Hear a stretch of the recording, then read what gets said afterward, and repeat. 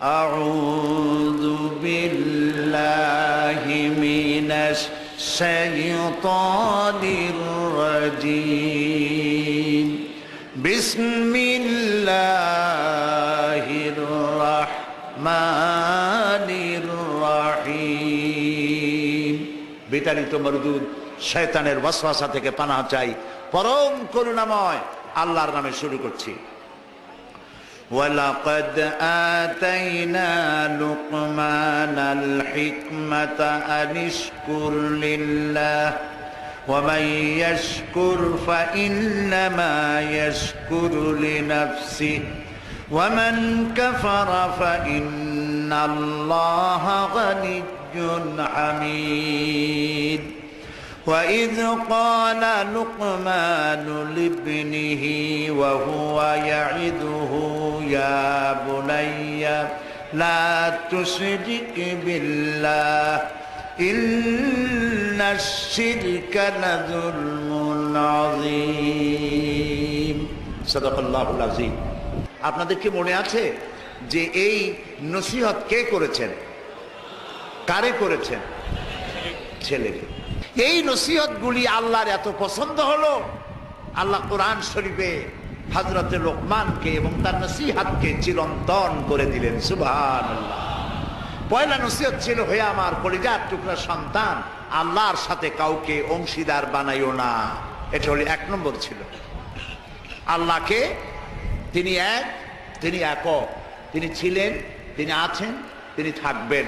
তার জাতের সাথে শরীক করা যাবে না, তার সিফাতের সাথে, তার উলুহিয়াতের সাথে, তার রুবুবিয়াতের সাথে কোনো শরীক নাই। তিনি লা শরীক। ছোট্ট একটি সূরা দিয়ে আল্লাহ রাব্বুল আলামিন তার জাত সম্পর্কে পরিষ্কার করে বলে দিয়েছেন। কি বলেছেন? কুল হুয়াল্লাহু আহাদ। এই সূরাটা আমরা সবাই জানি কিনা? পড়েন। কুল হুয়াল্লাহু আহাদ আল্লাহুস সামাদ লাম ইয়ালিদ ওয়া লাম ইউলাদ ওয়া লাম ইয়াকুল লাহু কুফুয়ান আহাদ। তিনি এক, তিনি একক, তিনি কারো মুখাপেক্ষী নন, তাকে কেউ জন্ম দেয় নাই, তিনিও কাউকে জন্ম দেন নাই। আকাশ ও জমিনে তার সমকক্ষ কেউ নাই। সুবহানাল্লাহ বলেন। এই হচ্ছে আমাদের আল্লাহ, আমাদের রব। কোনো কারণেই তার ইবাদতের মধ্যে কাউকে শরীক স্থাপন করা যাবে না। আমাদের দেশে কিছু আলেম, নামধারী কিছু আলেম আছেন, বোঝার উপায় নাই, দাড়ি টুপি জামা সবই আছে, আবার নামের আগে হয়তো পীর শব্দ লেখা আছে। তারা এসে এমন সব বিভ্রান্তিমূলক কথা বলেন যা কোরআনে হাদিসে কোথাও নাই। খুলনা একটি ওলামাদের শহর আমার দৃষ্টিতে। এখানে বহু ওলামা আছেন, আছেন না? খুলনা আলিয়া মাদ্রাসা, যথেষ্ট আলেম এখানে আছে, অনেক আলেমদের ডিপো খুলনা। আমি বুঝি না সেই খুলনায় এসে কোন নামধারী লোক কেউ এসে এমন কথা বলবে যা কোরআনে নাই, হাদিসে নাই, আর নীরবে আলেমরা বরদাস্ত করবে। এটা তো হওয়া উচিত না। আমি শুনেছি, নির্ভরযোগ্য সূত্রে জেনেছি, যেখানে ওয়াজ করা হয়েছে এই কথা বলে যে মুহাম্মদ সাল্লাল্লাহু আলাইহি সাল্লাম স্বাভাবিকভাবে দুনিয়ায় আসেন নাই। পৃথিবীর সব মানুষ যেমন মায়ের পেট থেকে যেভাবে আসছে, মুহাম্মদ সাল্লাল্লাহু আলাইহি সাল্লাম সেভাবে আসে নাই। তার মৃত্যুও সাধারণ মানুষের মতো নয়, অর্থাৎ মৃত্যুও হয় নাই, জন্মও হয় নাই। নাউযুবিল্লাহ। তারা বলতে চান রাসূলকে অপারেশন করে জিবরাইল অথবা ফেরেশতারা কুদরতি অপারেশন করে বাইর করছে, মায়ের পেট থেকে যেভাবে দুনিয়া আসে এইভাবে রাসূল আসে নাই। নাউযুবিল্লাহ। কোন হাদিস যেটা প্রমাণিত নয়। সারা পৃথিবীর সব মানুষ এসেছে মায়ের শরীর থেকে যেভাবে, মুহাম্মদ সাল্লাল্লাহু আলাইহি সাল্লাম এর ব্যতিক্রম নয়। সুবহানাল্লাহ বলুন। কত খারাপ কথা বলেছেন তারা। তারা এই কথাও বলেন আরশে আজিমে মেরাজের রাতে নবী করিম সাল্লাল্লাহু আলাইহি সাল্লাম যখন ভয় পেয়ে গিয়েছিলেন সিদরাতুল মুনতাহায়, তখন বড় পীর সাহেব নাকি ডেকে বলেছেন, ভয় পাইয়েন না, আমি আপনার সাথে আছি। আস্তাগফিরুল্লাহ, বড় করে বলেন আস্তাগফিরুল্লাহ। গারে সওরে যখন সওর গুহার মধ্যে মুহাম্মদ সাল্লাল্লাহু আলাইহি সাল্লাম আর তার সাথে মাত্র একজন ছিলেন, বলেন নাম কি? রাদিয়াল্লাহু তাআলা। যখন তিনি ভয় পেয়েছিলেন, ভীত সন্ত্রস্ত হয়ে পড়েছিলেন, কে ভয় পাইছিলেন? রাসূল না আবু বকর? আবু বকর রাদিয়াল্লাহু তাআলা ভয় পেয়েছিলেন। সেখানে সান্ত্বনা দিলেন কে? ইয ক্বালা লিসাহিবিহি লা তাহজান ইন্নাল্লাহা মা'ানা। স্মরণ করে সেই সময়ের কথা যখন মুহাম্মদ সাল্লাল্লাহু আলাইহি সাল্লাম তার সাথীকে বললেন, ও আমার সাথী, লা তাহজান, ভয় পেও না, ইন্নাল্লাহা মা'ানা, আল্লাহ আমাদের সাথে আছে। সুবহানাল্লাহ। আবু বকর রাদিয়াল্লাহু তাআলা ভয় পাইলেন, সান্ত্বনা দিলেন রাসূল।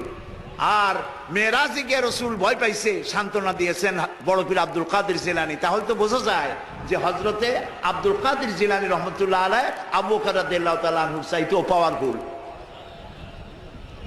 একজন প্রশ্ন করেছিলেন হযরত বড় পীর সাহেবকে, হুজুর আপনি তো আওলাদে রাসূল, অনেক বড় আলেম এবং বড় পীর, আপনার মর্যাদা কি সাহাবীদের সমান? তিনি জবাবে বলেছিলেন, এই ধরনের বেয়াদবিপূর্ণ কথা আর কোনোদিন আমার সামনে উচ্চারণ করবে না।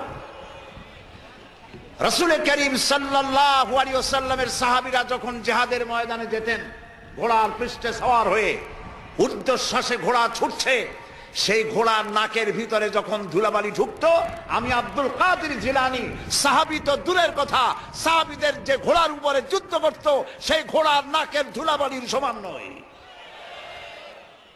সুতরাং এই জাতীয় কথা যারা ওয়াজ করেন তারা বেয়াদব। নবী করিম সাল্লাল্লাহু আলাইহি ওয়াসাল্লামকে হাজির নাজির বলা হয়, নাউযুবিল্লাহ বলেন। তিনি হাজির নাজির নন, রাসূল মাখলুক, আল্লাহ হচ্ছেন খালেক। আকীদা সাফ করতে হবে।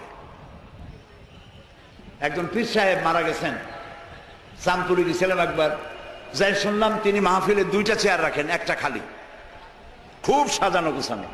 বললাম ওইটা কেন? কয় যে রাসূল তো হাজির নাজির, আমরা এতগুলি উম্মত এক জায়গায় হইছি, ইয়া নবী সালাম আলাইকা কইতেছি, তা রাসূল আসবে না? তিনি তো আসবেনই, আর আসলে বলে তার জন্য একটা চেয়ার রাখা উচিত। তাই বললাম দলিল তো মজবুত, রাসূল আসছে, একটা চেয়ার তো দেওয়াই উচিত। আমি মানলাম, 30 সেকেন্ডের জন্য মানলাম রাসূল আসছে, তার জন্য একটা চেয়ার রাখা উম্মতের জরুরি। কিন্তু আপনারা বলেন রাসূলুল্লাহর জন্য একটা চেয়ার রাখে, একটা মঞ্চ, সেখানে একটা চেয়ার, রাসূল বসবেন, সেই চেয়ারের পাশে আর একটা চেয়ার দিয়া বসতে পারে এমন বেয়াদব আকাশের নিচে জমিনের উপরে হতে পারে? সুতরাং এ দিয়ে রাসূলের ইজ্জত বাড়ানো হয়নি, তাওহীন করা হয়েছে। কাজী রাসূলের ব্যাপারটি নিয়ে এই ধরনের কথাবার্তা, ওয়াজ নসিহত করা আদৌ ঠিক নয়। তারপর রাসূল নূরের তৈরি, মান্না মাটির তৈরি। আচ্ছা ভাই, আপনার পরীক্ষা তো আসবে সিলেবাসের মধ্য দিয়া, আমার কথা বুঝতেছেন? পরীক্ষা আসবে কিসের মধ্যে দিয়া? আপনি সিলেবাস পড়েন নাই, সিলেবাসের বাইরে পড়ছেন, জন্মের পড়া। পরীক্ষা পাস করবেন, ফার্স্ট ডিভিশনে ফেল করবেন। কিয়ামতের দিন আল্লাহ রাব্বুল আলামিন, বিশ্বাস করুন আমার সামনে কোরআন, কিয়ামতের দিন আল্লাহ রাব্বুল আলামিন তার কোন বান্দাকে প্রশ্ন করবেন না রাসূল নূরের ছিল না মাটির ছিল, এ ব্যাপারে তোমার আকীদা কি? রাসূল গায়েব জানতেন কিনা, এ ব্যাপারে তোমার আকীদা কি? রাসূল হাজির নাজির ছিলেন কিনা, এ ব্যাপারে তোমার আকীদা কি? এই ব্যাপারে একটি প্রশ্ন করা হবে না। যেই ব্যাপারে প্রশ্ন নাই সেই ব্যাপারে আজে বাজে বক্তব্য দিয়ে আপনারা রাসূলের মহব্বত দেখান, কিন্তু রাসূলকে যখন গাইল দেয় আপনারা তখন থাকেন কই? কই কোনোদিন তো শুনলাম না যে অমুক হুজুরের রাসূলের সুন্নাত চালু করার জন্য কোন জায়গায় জিহাদের ময়দানে অ্যাটাক হয়েছেন, পাথর খেয়েছেন, জেলে গেছেন, জরিমানা হয়েছে, এরকম তো শুনি না। শুধু আজে বাজে ওয়াজ করেন আর পকেট ভরে পয়সা নিয়ে বাড়ি চলে যান, আর মানুষের মধ্যে বিভ্রান্তি ছড়ায় যান। আল্লাহর ওয়াস্তে খুলনার ওলামাদেরকে বলবো, এই জাতীয় লোকদেরকে খুলনায় প্রবেশ করতে দিবেন না।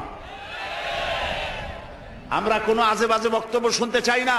যে কথা বলবেন প্রত্যেকটি কথার পেছনে দলিল দিতে হবে, কোরআন আর হাদিস। কথা বুঝে আসছে? সুতরাং আকীদা সাফ করতে হবে। কারণ আল্লাহ রাব্বুল আলামিন বলেন, وقدمنا إلى ما عملوا من عمل فجعلناه هباء منثورا। আল্লাহ তাআলা বলেন, কিয়ামতের দিন আমি যখন বান্দার আমলনামার দিকে আমি যখন মনোযোগী হব, ওই আমলনামার ভিতরে আমি যদি শিরক মিশ্রিত দেখি, তাহলে বান্দার আমলনামাকে ধুলাবালির মতো উড়াইয়া দেব। ধুলি কণার মতো আমলনামাকে উড়িয়ে দেওয়া হবে। আমি দৃষ্টান্ত দিতে গিয়ে বলি, 10 কোটি 5 কোটি টাকা বা 100 কোটি টাকা খরচ করে বিশাল একটা বিল্ডিং তৈরি করেছেন। এই বিল্ডিংটা ধ্বংস করার জন্য একটা টাইম বোম যথেষ্ট, ঠিক কিনা? একটা টাইম বোম রেখে দিলেন, দূরের থেকে রিমোট কন্ট্রোলের বাটন টিপলেন, বোমাটা বিস্ফোরিত হলো। 100 কোটি টাকার খরচ করা বিশাল বিল্ডিং মুহূর্তের ভিতরে ধূলিকণায় পরিণত হয়ে যায়। এটা বোঝা কি কঠিন না সহজ? আমলনামার ভেতরে যদি শিরক মিশ্রিত থাকে, তাহলে আল্লাহ রাব্বুল আলামিন বলছেন কিয়ামতের দিন আমলনামাকে শিরক মিশ্রিত আমলনামা ধুলি কণার মতো উড়ায় দেব। দাম নাই, সমস্ত আমলগুলি নষ্ট হয়ে যাবে। প্রিয় ভাই সব, সেই জন্য ইন্না শিরকা লাযুলমুন আযীম, শিরক হচ্ছে মস্ত বড় জুলম, অত্যাচার। এই জুলম থেকে আল্লাহ তাআলা আমাদেরকে হেফাজত করুন, আমরা যেন শিরক মুক্ত জীবন যাপন করতে পারি। আল্লাহ যেন তৌফিক আমাদের দেন। আমরা বলি আমিন, সবাই বলেন আমিন। শিরক হচ্ছে অংশীদারিত্ব, বলা যায় পার্টনারশিপ। এই পার্টনারশিপ বিজনেস দিয়ে আমি জিনিসটাকে অনেক সময় বুঝাইতে চেষ্টা করি। যেমন আপনি ব্যবসা করবেন, আপনার কাছে 1 কোটি টাকার প্রয়োজন একটা ব্যবসা করার জন্য, একটা রাস্তার কাজ উঠাবার জন্য, একটা ব্রিজ করার জন্য 1 কোটি টাকা দরকার, কিন্তু আছে আপনার কাছে 50 লাখ। এখন আর 50 লাখ টাকা যার কাছে পাওয়া যায়, এরকম একজন পার্টনার আপনার দরকার বলেই আপনি একজন পার্টনার খোঁজেন, ঠিক কিনা? 3 কারণে পার্টনারশিপ বিজনেস হয়। কয় কারণে বলেন? 3 কারণ। 1 নম্বর হলো পুঁজির অভাব, 2 নম্বরে পুঁজি আছে কিন্তু ব্যবসা কেমনে করে ওই জ্ঞান নাই। প্রিয় ভাই সব, পুঁজি হইলেই কি ব্যবসা করা যায়? যদি কেউ চেষ্টা করতে চান, করতে পারেন। লক্ষ লক্ষ টাকা দিয়ে ব্যবসাটা করেন, ব্যবসার কোনো জ্ঞান নাই, 1 মাস যাইতে পারবে না, বড় বড় 5-6টা লাল বাতি জ্বলবে আপনার দোকানের সামনে, ঠিক কিনা? কন এক্সপেরিয়েন্স, দক্ষতা, অভিজ্ঞতা, এটি ব্যবসার সব থেকে বড় মূলধন। তাহলে আমরা পার্টনারশিপ বিজনেস করি, 1 নম্বরের কারণ হলো কিসের অভাব? পুঁজির অভাব। 2 নম্বরে জ্ঞানের অভাব, একজন জ্ঞানী লোক তালাশ করি যার ব্যবসার অভিজ্ঞতা আছে। 3 নম্বরে পুঁজিও আছে, ব্যবসার জ্ঞানও আছে, কিন্তু বুড়ো হয়ে গেছে, একেবারে হাঁটতে পারে না, খাড়াইতে পারে না, সোজা হইতে পারে না, কিন্তু ব্যবসা করার শখ। সেই জন্য একজন স্বাস্থ্যবান, আমানতদার, দিয়ানতদার, যোগ্য একজন লোক তিনি তালাশ করেন। তাহলে 3 কারণে পার্টনারশিপ বিজনেস হয়। কয় কারণ? খুব লক্ষ্য করেন। যারা শিরক করে আল্লাহ বরদাস্ত করেন না কেন? কারণ হচ্ছে এই 3 কারণের কোনো অভাব আল্লাহর কাছে আছে? একটা একটা করে দেখি। প্রথমে পুঁজির অভাব। আল্লাহর কি পুঁজির অভাব আছে? আল্লাহ রাব্বুল আলামিন বলেন, লিল্লাহি মা ফিস সামাওয়াতি ওয়া মা ফিল আরদ, আকাশ আর জমিনের একচ্ছত্র মালিকানা আল্লাহর। আকাশ এ জমিন কার? আল্লাহ। জোরে বলুন আল্লাহ। সবকিছুর মালিকানা আল্লাহ তাআলা, তিনি সবটার মালিক। সাগরকে নগর বানান, নগরকে সাগর বানান, আমিরকে ফকির বানান, ফকিরকে আমির বানান, যা খুশি ফাআলুল লিমা ইউরিদ, যা খুশি তাই তিনি করতে পারেন, সবটার মালিক। কাজী তার কাছে কোনো পুঁজির অভাব নাই। এই জন্য পার্টনারশিপ বিজনেস করার আল্লাহর কোনো দরকার নাই। গেল 1। 2 নম্বরে অভিজ্ঞতার অভাব, এক্সপেরিয়েন্সের অভাব। আল্লাহর অভিজ্ঞতার অভাব, আল্লাহর জ্ঞানের অভাব। আল্লাহ তাআলা বলছেন, ওয়াল্লাহু ইয়ালামু ওয়া আনতুম লা তা'লামুন, আল্লাহ সব জানেন, তুমি কিচ্ছু জানো না। কে বলেছেন? আল্লাহ তাআলা বলেছেন কিচ্ছু জানো না। ওমা উতিতুম মিনাল ইলমি ইল্লা কালিলা, আল্লাহ যদি বলতেন ওয়ামা উতীতুম মিনাল ইলমি ইল্লা কালিল, তাহলে কিছু পাইতাম। এখানে তিনি বলেছেন ইল্লা কালিলা, একেবারে কিছু না, সামান্যতম। সামান্য না, সামান্য আর সামান্যতম দুই কথা কি এক? যে সামান্য, ওই সামান্যটারে সামান্য সামান্য করতে করতে অল্প একটু দিছে, একেবারেই কম। কিন্তু সেই কমটা কত বেশি? সুবহানাল্লাহ কবেন না আগে? সেই কমটা কত বেশি? আকাশে মহাশূন্যে ওজন নামক একটা স্তর আছে। ওজন মানে মাপার ওজন না, এটার বানান হচ্ছে OZONE, ওজন। একটি লেয়ার আছে, ওজন লেয়ার। এটা কে বানাইছে? আল্লাহ বানিয়েছেন। কেন বানিয়েছে? সূর্যের আলট্রা ভায়োলেট রে, অতি বেগুনি রশ্মি, এটি অত্যন্ত মারাত্মক ক্ষতিকর। এটি যেন পৃথিবীর মাটিতে না আসে। যদি পৃথিবীর মাটিতে আসে তাহলে প্রাণী জগৎ ক্যান্সার আক্রান্ত হয়ে সব মারা যাবে। এই জন্য আল্লাহ তাআলা ওজোন স্তর এভাবে রেখে দিয়েছেন, টাইট করে। বিজ্ঞানীরা তারা দেখতে পেল সেই ওজোন স্তরে ফাটল ধরেছে। ওমা উতীতুম মিনাল ইলমি ইল্লা কালিলা, সামান্য জ্ঞান এই যে ফাটল ধরছে কোন জায়গায় তা তারা দেখছে। এই ফাটল দিয়ে অতি বেগুনি রশ্মি আসতে পারে পৃথিবীতে। ফাটলো কেন? সেই ফাটার জন্য আল্লাহ দায়ী না, বা তার ফেরেশতারাও দায়ী না। ফাটাবার জন্য দায়ী কারা? কারা? ও, তাও তো আপনারা বুঝেন, কি ওয়াজ করবো? ফাটাবার জন্য আমরা দায়ী। কিভাবে ফাটাইলাম? আমরা ফাটাইছি এইভাবে, আমাদের সমস্ত কল কারখানার ধোঁয়া, আমাদের গাড়ির কালো ধোঁয়া, এরপরে সমস্ত কল কারখানার ওয়েস্টেজ, বর্জ্য, এবং যত বোমা বিস্ফোরণ করে টেস্ট করার জন্য, তাতে পানি নষ্ট করেছে, মরুভূমি নষ্ট করেছে, পরিবেশ নষ্ট করেছে। গাছ কাটিয়া, সমানে গাছ কেটে পরিবেশ ধ্বংস করা হয়েছে, পাহাড় কেটে পরিবেশ ধ্বংস করা হয়েছে। এখন ব্যালেন্স নষ্ট হয়ে গেছে। অ্যান্টার্কটিকা নামক একটা মহাদেশ আছে, এই মহাদেশে কোনো মানুষ নাই, শুধু প্রাণী আছে, পেঙ্গুইন, আর আছে শ্বেত ভল্লুক। শুনতেছেন? এই যে এখানে আছে শুধু বরফ আর বরফ। এই বরফগুলি আল্লাহ তাআলা সেখানে জমা করে রেখেছেন। এখন বরফগুলি গলে যাচ্ছে, বরফ গলে যাচ্ছে ওজোন স্তরে ফাটল ধরার কারণে, এবং বরফ গলে যাওয়ার কারণ পানি স্ফীত হয়ে উঠতেছে। ফলে বিজ্ঞানীরা বলছেন কোনো না কোনো দিন বাংলাদেশটা 10 ফিট পানির নিচে তলিয়ে যেতে পারে। আল্লাহ মাফ করুন, বলেন আমিন।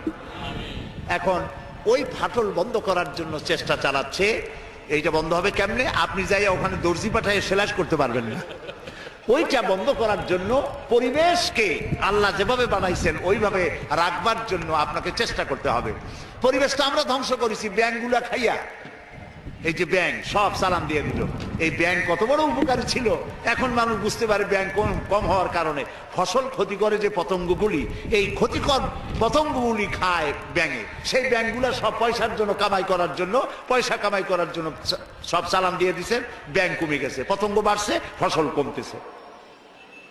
আল্লাহ তাআলার সৃষ্টি। ওয়ামা খালাকনাস সামাওয়াতি ওয়াল আরদা ওয়ামা বাইনাহুমা লাইবিন। আল্লাহ তাআলা বলছেন আকাশ আর জমিনে খেল তামাশার বিষয়বস্তু করে কিছু তৈরি করি নাই, সব মানুষের কল্যাণের জন্য তৈরি করেছি। ওয়ামা উতীতুম মিনাল ইলমি ইল্লা কালিলা, সামান্যতম জ্ঞান দিয়েছি। দেখেন সামান্যতম জ্ঞান। আমেরিকার হিউস্টন ইউনিভার্সিটিতে আমার দাওয়াত ছিল। ওইখানে হচ্ছে নাসার গবেষণাগার। এখানে মহাশূন্যে যে সমস্ত রকেটগুলি গেছে সেই রকেটগুলি ওখান থেকে ছাড়া হয়েছে। আমি সেই রকেটে চড়েছি। যে রকেট সর্বপ্রথম নীল আর্মস্ট্রং, মাইকেল কলিন্স এরা যে রকেটে চাঁদে গিয়েছিল সেই রকেটের মধ্যে আমি চড়েছি, দেখেছি। 5 ঘন্টা, অনেক সময় লাগে দেখতে, কিন্তু আমি 5 ঘন্টা ছিল সময়তে, এই সময় নিয়ে দেখেছি। ওই যে মহাশূন্যে চলে গেল তারা, এই যাওয়ার জন্য রকেট যখন যায় তখন এই ধরনের জামা কাপড় পরে যেতে পারে না, কারণ মাধ্যাকর্ষণ শক্তি পার হয়ে যাওয়ার পর ওখানে আবার মাধ্যাকর্ষণ আছে। প্রত্যেকটি সৌরজগতের প্রত্যেকটি গ্রহ উপগ্রহের আলাদা আলাদা ল অফ গ্রাভিটেশন আছে। সুবহানাল্লাহ। একটা আরেকটাকে টেনে ধরছে। আল্লাহু আকবার বলেন। সূর্য পৃথিবীকে টেনে ধরেছে, পৃথিবী সূর্যকে টেনে, একটার সাথে আরেকটা এইভাবে টেনে ধরা আছে। আল্লাহ তাআলা এই ব্যবস্থা করে রেখেছেন, সুবহানাল্লাহ। এই ব্যবস্থাপনা যেদিন শেষ হবে সেদিন কিয়ামত হয়ে যাবে। আচ্ছা, এইখানে কাপড় চোপড় তাদের আলাদা, ওখানে অক্সিজেন নাই, সেই জন্য অক্সিজেন পিঠে বেঁধে, সিলিন্ডার বেঁধে নাকের সাথে লাগানো থাকে, দেখছেন না আপনারা ছবি। এরপরে তারা যে খানাগুলো খায় সেই খাবারের জন্য এই রকমের প্লেট হবে না, সেটা ম্যাগনেটিক প্লেট হবে। খাবারগুলো এর মধ্যে আটকে থাকে, যদি আটকানো ব্যবস্থা না হয় তাহলে খাবারগুলো ভেতরে গিয়ে ভাত যদি হাতে নেন ভাতগুলো উড়ে যাবে, একটা একটা ধরে ধরে খাওয়া লাগবে। পানিগুলো ছিটকে যায়, সেই জন্য ট্যাপের উপরে ঢাকনা দিয়ে হাত ঢুকোবার ব্যবস্থা আছে, তা নাহলে পানিগুলি বৃষ্টির মতো উড়ে যাবে, এই ব্যবস্থা। এইখানে বিজ্ঞানীরা কি করলো, পৃথিবী থেকে 49 কোটি কিলোমিটার দূরে, 49 কোটি কিলোমিটার দূরে হলো মঙ্গল গ্রহ, যেটাকে মার্স বলা হয়। সেইখানে সোজার্নার নামক একটি গাড়ি পাঠিয়ে গেল আমেরিকার নাসা থেকে। এটি 10 কেজি ওজনের একটি রোবটের মতোই, ওর মধ্যে একটি গাড়ি আছে, 6 চাকার একটি গাড়ি। সেই গাড়িটা নিয়ে এটা চলে গেল, রকেট এটা চলে গেল 49 কোটি মাইল অতিক্রম করতে কয়েক মাস সময় লাগলো। এরপরে সেখানে নামলো, নামার পরে পর্দাটা ফেটে গেল, গাড়িটা বেরিয়ে আসলো। ওতে ছিল হাই পাওয়ারের ক্যামেরা দিয়ে ছবি তুলবে এবং ছবিগুলি ওখান থেকে ট্রান্সমিট করবে নাসায়। চিন্তা করেন, 49 কোটি মাইল দূরে, সেইখান থেকে ক্যামেরায় ফটো তুলছে আর ফটো ট্রান্সমিট করতেছে মাটিতে। সেই ফটো তুলতে তুলতে, ফটো আসতে আসতে বিজ্ঞানীরা দেখলেন, কম্পিউটারে তারা দেখতে পেল যে ওই গাড়িটা চলতে চলতে হঠাৎ এক জায়গায়, ছোট্ট গাড়ি তো, একটা পাথরের সাথে আঘাত লেগে কাত হয়ে গেছে, চাকা দুইটা উঁচু হয়ে গেছে। এই যেমন আমাদের দেশে বেবি ট্যাক্সি রাস্তায় মাঝে মধ্যে ছোট মানুষের মতো কাইতে হয়ে পড়ে, ওই রকম কাইতে হয়ে পড়ছে। চিন্তা করেন, এই পৃথিবীর মাটিতে বসে এই দৃশ্য দেখে কম্পিউটার মনিটরিং করে কায় হওয়া গাড়িটাকে সোজা করে আবার চালাইয়া ছবি পাঠাবার ব্যবস্থা করেছে। ওয়ামা উতীতুম মিনাল ইলমি ইল্লা কালিলা। এই যদি হয় সামান্য জ্ঞান, তাহলে আমার আল্লাহর জ্ঞান কত! সুবহানাল্লাহ,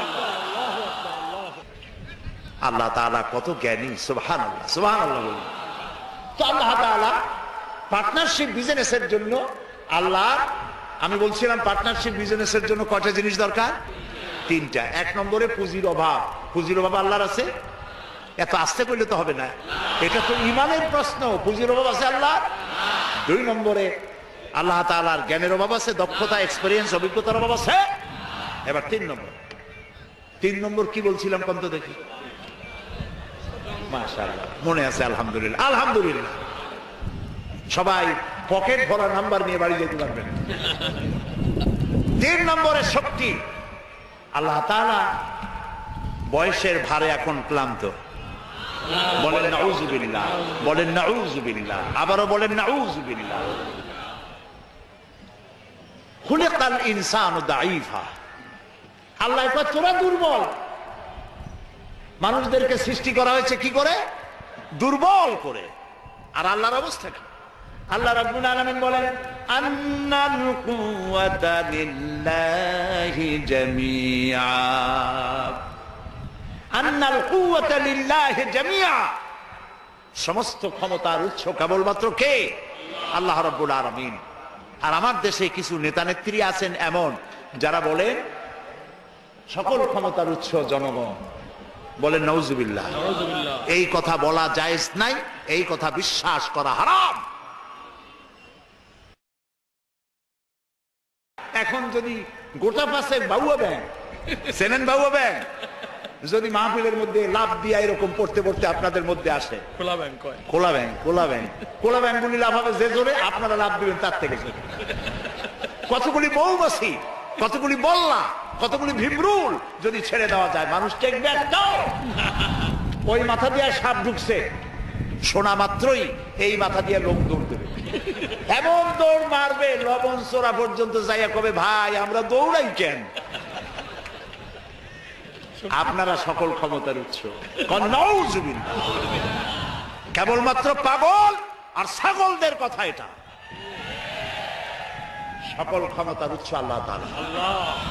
কেউ যদি মনে করে যে এই কথা বললে জনগণ খুশি হবে, আমাদের ভোট দেবে, ভোট দিয়া ক্ষমতায় থাকা যায় না। ক্ষমতায় রাখার মালিক আল্লাহ। কে মালিক? আল্লাহ তাআলা মালিক। যারে খুশি উঠাবে, যারে খুশি নামাবে। ক্ষমতা কার? আল্লাহ তাআলা। সুবহানাল্লাহ কইতে ইচ্ছা করে না। তো আন্নাল কুওয়াতা লিল্লাহি জামিআ, সমস্ত ক্ষমতার উৎস কেবলমাত্র আল্লাহ। এক আঙ্গুল আকাশের দিকে উঁচু করে বলেন, ক্ষমতার মালিক আল্লাহ। বলেন আল্লাহ, আল্লাহ, আল্লাহ। আলহামদুলিল্লাহ।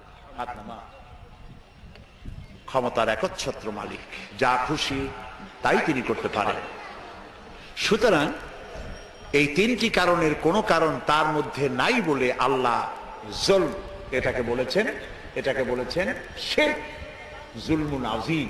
অবশ্যই লাজুলমুন আযীম, অবশ্যই মারাত্মক অপরাধ। জুলম, অপরাধ করা যাবে না, আল্লাহর সাথে কাউকে শরীক স্থাপন করা যাবে না। এখন শরীকটা কি? আল্লাহ তাআলা তিনি এমন সত্তা, তার সত্তা সম্পর্কে জানতে হবে। তিনি কোথায়? আল্লাহ তুমি কই? সকলে কয়, অনেকে বলে যে তিনি সব জায়গায়। বলে না ভাই, আল্লাহ কই? কয় সব জায়গায়। এই কথা কি ঠিক? না, এটা ঠিক না। আল্লাহ সব জায়গায় হইলে তাহলে তো কত খারাপ জায়গাও আছে। আছে না দুনিয়ায় খারাপ জায়গা? আমি নাম নিলাম না। তাহলে তো আল্লাহ সেসব জায়গায় থাকতে হয়। নাউজুবিল্লাহ বলে। আল্লাহ কোথায়? তা আল্লাহরই জিজ্ঞেস করা দরকার যে আল্লাহ তুমি কই? আল্লাহ তাআলা আমরা প্রশ্ন করার আগে সওয়ালে মুকাদ্দারের জবাব দিয়েই ফেলেছেন। আল্লাহ রাব্বুল আলামিন বলেছেন, আর রাহমানু আলাল আরশি ইস্তাওয়া। আল্লাহ তাআলা আছেন আরশে আজিমে। কোথায় আছে বলেন? আরশে আজিম। আরশে আজিমে আছে। লা তাখুযুহু সিনাতু ওয়ালা নাওম। ঘুমও নাই, তন্দ্রাও নাই। আল্লাহ কয় 6 দিনে আকাশ আর জমিন বানাইছি, আমি ক্লান্ত হই নাই। সুবহানাল্লাহ। তার ক্লান্তি নাই, তার তন্দ্রা নাই। মুসা আলাইহিস সালাম বলেছেন, আল্লাহ তুমি নাকি ঘুমাও না। আল্লাহ কয় বিশ্বাস করো না? কয় আল্লাহ বিশ্বাস করি, তো বুঝি না। না ঘুমায় পারে কেমনে? বুঝি না। ইব্রাহিম আলাইহিস সালাম এরকম বলেছিলেন, রব্বি আরিনি কাইফা তুহিয়াল মাউতা। আল্লাহ তাআলা মরারে জিন্দা বানাও কেমনে? আল্লাহ কয় আওয়ালাম তুমিন, বিশ্বাস করো না? কয় বিশ্বাস করি। বিশ্বাস না করি পারা যায়? আমি নবী মানুষ, বিশ্বাস করি। তবে কিনা কানে শোনা কথা আর চোখে দেখা একটু তো ব্যতিক্রম হয়। যদি তুমি আমারে দেখাও, ওয়ালাকিন লিয়াতমাইন্না কালবি, তাহলে আমার কলিজাটা ঠান্ডা হয়ে যায়। আল্লাহ কয় যখন তুমি বিশ্বাস করো তখন বুঝাইতে আর কোনো অসুবিধা নেই। আল্লাহ বুঝাইছে না? কেমনে বুঝাইছে সেটা আলাদা ওয়াজ, সেটা এখানে করবো না। মুসা আলাইহিস সালাম বললেন, আল্লাহ তাআলা তুমি নাকি ঘুমাও না। আল্লাহ কয় যে সত্যিই তো তাই, ঘুমাই না। তুই বিশ্বাস করো না? কয় করি, বুঝি না। আল্লাহ কয় বিশ্বাস যখন করছো বুঝাই দেই, এক গ্লাস পানি আনো। এক গ্লাস পানি আনা হলো, দাঁড়া যাবো। আল্লাহ মুসারে করলেন পানি নিয়ে দাঁড়াও, আর ঘুমেরে করলেন মুসারে ধর। মুসা আলাইহিস সালাম ঘুমে ধরলো, হাত শিথিল হয়ে এক গ্লাস পড়ে ভেঙে গেল। মুসা আলাইহিস সালাম ভয় পেয়ে গেলেন। আল্লাহ রাব্বুল আলামিন বলেন, মুসারে ভয় পাওয়ার কারণ নাই, আমি একটি বোঝার জন্য, দৃষ্টান্তের জন্য এই কাজটি করেছি। ভয় পাওয়ার কারণ নাই। একটা গ্লাস হাতে নিয়ে এক মুহূর্তে রাখতে পারো নাই। ঘুমের আমেজে গ্লাস ভেঙ্গে চুরমার হয়ে গেছে। তোমার রব যদি ঘুমায় যায় তাহলে আকাশ আর জমিনের ট্রাফিক সিস্টেম অচল হয়ে যায়। সব কিছু তোমার আল্লাহ হাতের মুঠায়।